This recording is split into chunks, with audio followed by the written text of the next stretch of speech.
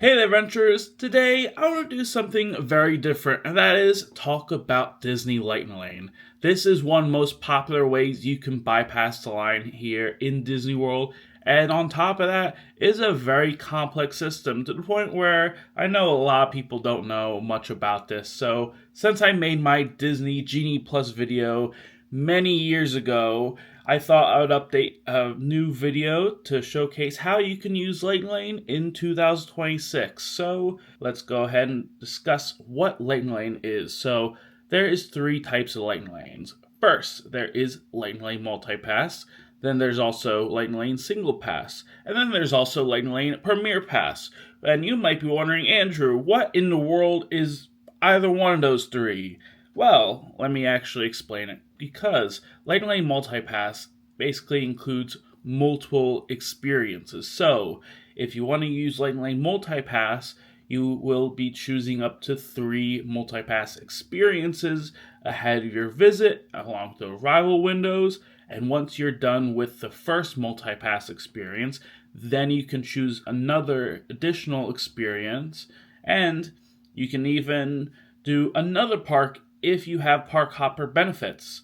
But more importantly, this is basically where it includes all rides except for a select few, which we will get into later on. Now, when it comes to a multi-pass, let me kind of dive deeper into this because at Magic Kingdom, this can include Jungle Cruise, Peter Pan's Flight, Space Mountain, and Tiana's Bayou Adventure, as you can choose either up to 1 experiences in this group, and or you can choose your other 2 experiences, such as Barnstormer, Dumbo, Flying Elephant, Haunted Mansion, It's a Small World, Mad Tea Party, The Magic Carpet's Aladdin, with May Ventures Winnie Pooh, PhilharMagic, Monsters Inc. Laugh Floor, Pirates Caribbean, Tomorrowland Speedway, and Undersea Journey of the Little Mermaid.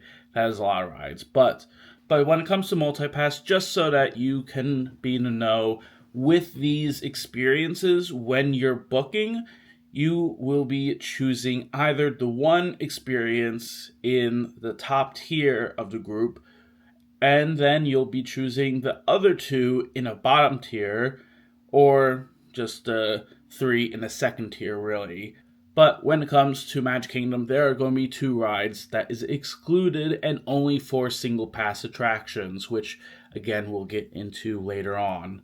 Now, when it comes to Epcot, you can choose in Tier 1, Frozen Ever After, Remy's Ratatouille Adventure, and Test Track.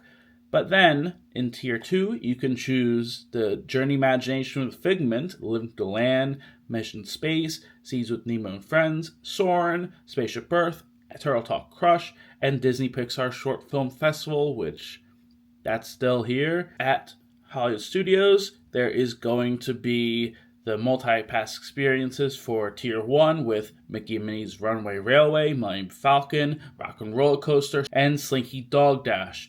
And then for Tier 2, there's going to be a multitude of other shows like Beauty and Beast Live on Stage, Frozen Sing-Along Show, Indiana Jones, Little Mermaid, plus Tower Terror, Toy Story Mania, Star Tours, and Alien Swirling Saucer.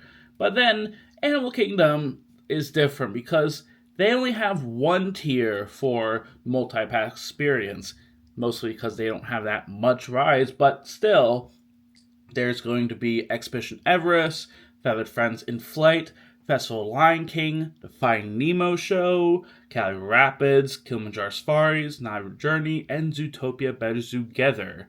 Now, you may be wondering, Andrew, you didn't even include, some of the most popular rides. Well, that's because there is Lightning Lane Single Pass. This includes a most in-demand attraction where this basically is a tier where you can buy for 1 ride, and basically this will be including Seven Dwarfs Mine Train and Tron Light Cycle Run at Magic Kingdom, and then at Epcot includes Guardians Galaxy Cosmic Rewind. At Hollywood Studios, this includes Rise of Resistance, and at Animal Kingdom, this is going to be for Flight of Passage. Now, Basically, you might be wondering, so can I get all the rides in one day? Let's say I want to do all 5 of them. No, because you can only purchase up to 2 single passes per day. Either way, if you are, let's say, very rich and you want to buy the top tier Lightning Lane, let's say you want to get all the rides, not even just, the multi-pass experiences and also the single pass. You can get all the rides with Lightning Lane Premier Pass. That's right, because for over $200 to $300, you can get a one-time entry to each available Lightning Lane experience in just one park for one day, where this includes most in-demand attractions, as you can ride attractions when you want, and with no need to schedule rival windows in advance. Also, forgot to mention this one thing. It does include PhotoPass perks, so if you want to have digital downloads of select attraction photos, well, you can actually get that with Lightning Lane. But now, you may be wondering, Andrew, how can you buy this Lightning Lane? On My Disney Experience app, you can do that, because as soon as you're on the front page, you have the Lightning Lane Multi-Pass, Single Pass, and Premier Pass, and it's also where your account is, where you can go on Lightning Lane Passes. Now, let's say we're going to get Multi-Pass.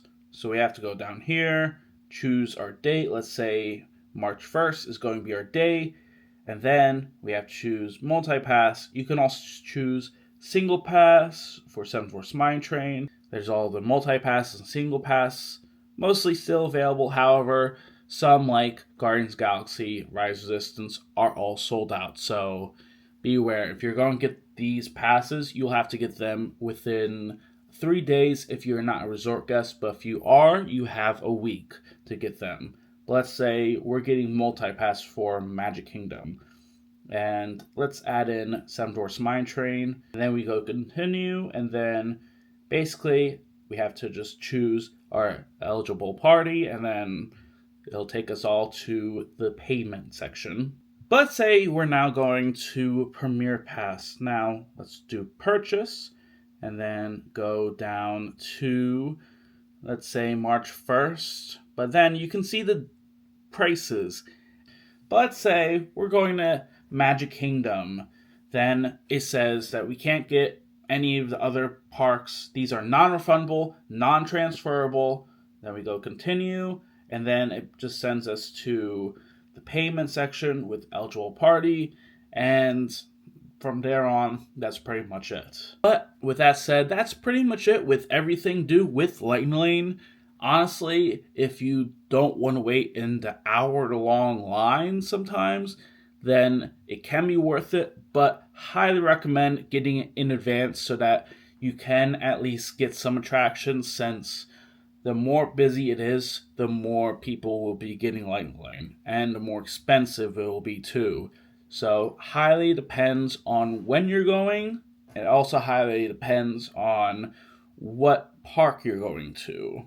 Because all in all, would I get it for Magic Kingdom and Hollywood Studios?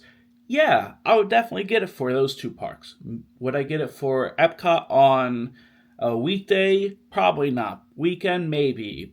But for Animal Kingdom, not so sure with the amount of rides there are. But overall, let me know in comments down below. Have you ever tried Lightning Lane, or are you planning to go to Disney World? I would love to hear. And as always, till next time, Venturers, thank you very much for watching, and I hope you have a great day.